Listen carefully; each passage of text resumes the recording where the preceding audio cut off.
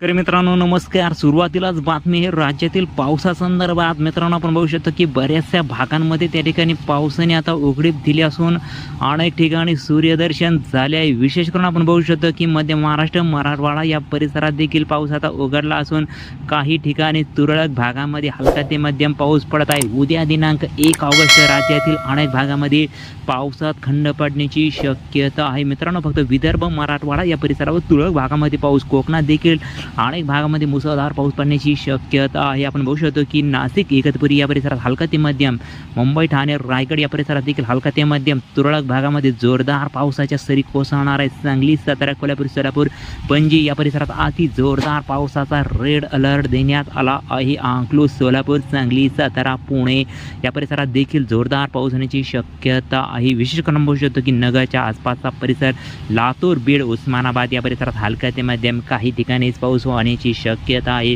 तसेच नांदेड, वाघोला, आदिलाबाद, छत्रपती संभाजीनगर या परिसरात देखील हलका ते मध्यम, लोणारला देखील हलका ते मध्यम, तुरळक भागामध्ये पाऊस राहण्याची शक्यता आहे। मित्रांनो आपण बघू शकतो की बऱ्याचशा भागांमध्ये आता पाऊस उघडीप देण्याची शक्यता आहे। त्यामुळे शेतकरी बंधूंना त्या ठिकाणी कामासाठी मोठा वेळ मिळण्याची शक्यता आहे, कारण की बऱ्याच दिवस पावसात खंड राहण्याची शक्यता आहे।